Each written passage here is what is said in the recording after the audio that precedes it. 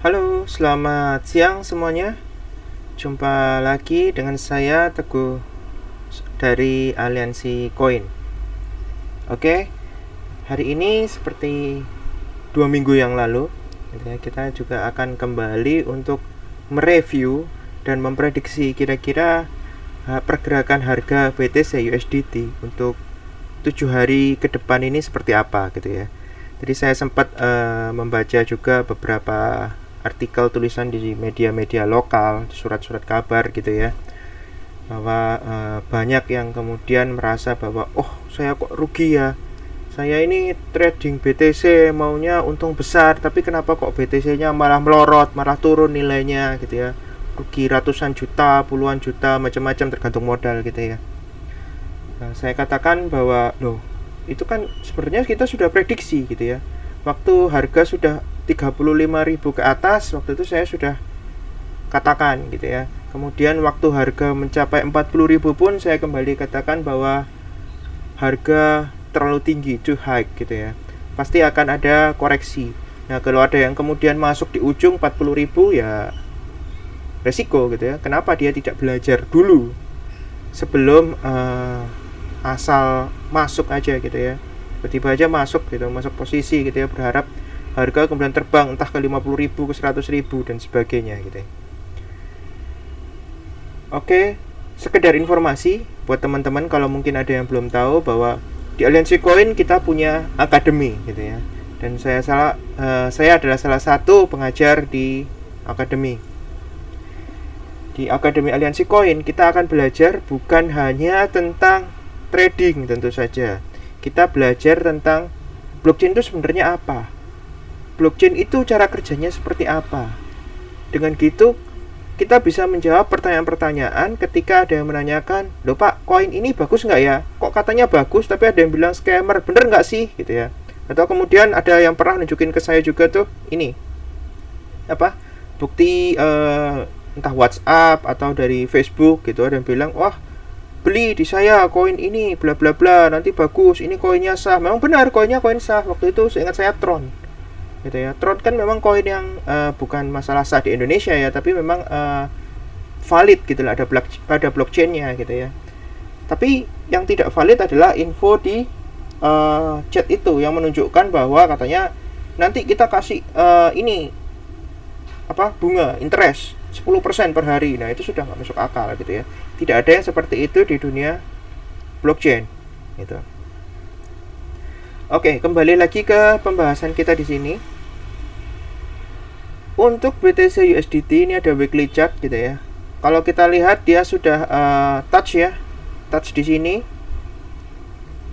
Dalam artian untuk proses dari setway-nya untuk recover pullback-nya harusnya sudah mulai terjadi dan sudah touch. Ini recover atau pullback tahap 1.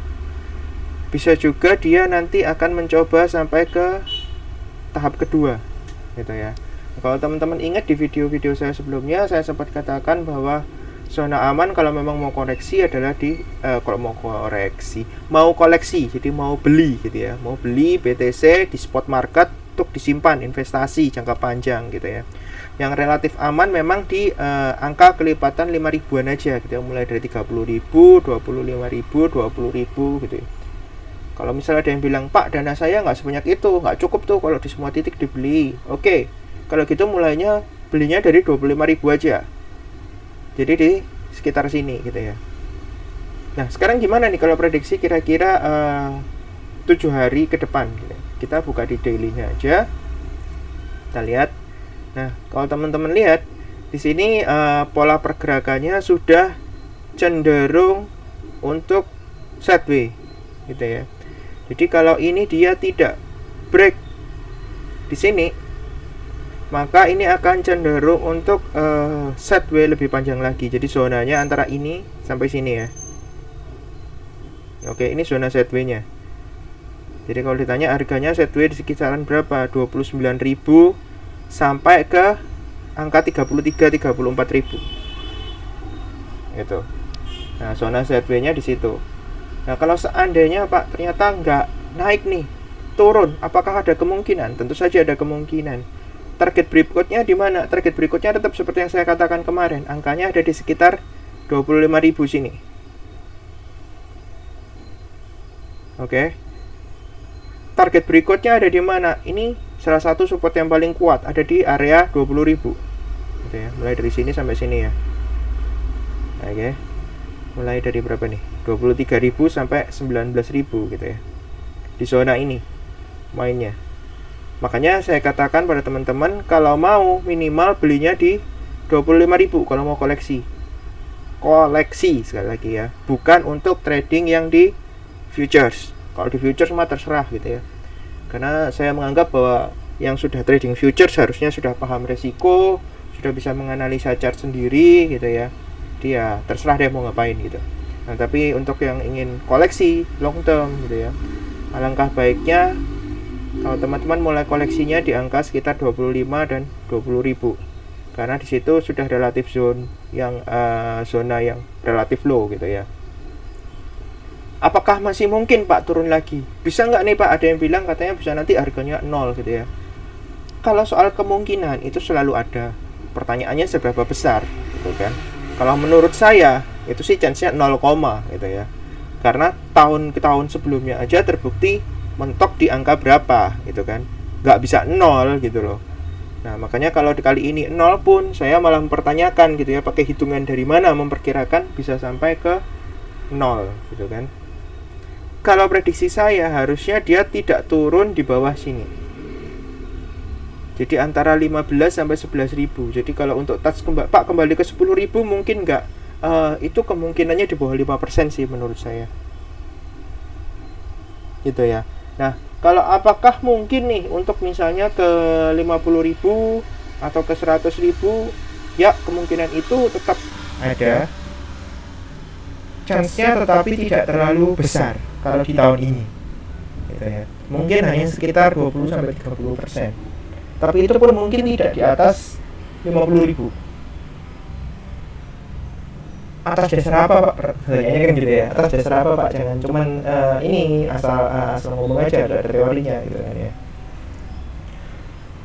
Masih ingat tahun 2017 high kita ada di angka sekitar 20.000. Kelihatan nggak di sini ya? Mandi kali ya. Ada di sekitar angka 20.000. Kalau naik ke 40.000 itu sudah naik 100%. Oke, atau 2 kali lipat dari ketinggian sebelumnya gitu ya. Nah, kalau sampai dia ke 50.000 itu sudah lebih dari 100%. Nah, biasanya kalau cenderung terlalu vertikal seperti ini nanti jatuhnya akan dalam banget gitu ya. Makanya saya katakan setidaknya ini akan ada ranging di daerah situ. Oke, sebelum naik lagi. Gitu ya. Makanya kalau ditanya apakah mungkin untuk tahun ini langsung naik tembus sampai ke 100.000? Ya, kalau kemungkinan sih selalu ada. Cuman seberapa besar gitu ya. Saya tidak terlalu yakin kalau kemungkinannya bisa begitu besar, setidaknya di tahun ini, karena kenaikan sudah cukup tajam. Itu. Oke, itu dulu dari saya. Kalau teman-teman ada yang ingin berkomentar, ingin menyampaikan analisisnya, silakan teman-teman bisa sampaikan di kolom komentar. Nanti akan kami balas. Oke ya. Terima kasih sudah menonton video ini sampai akhir. Selamat siang, tetap sehat, sukses selalu buat kita semua. Salam profit.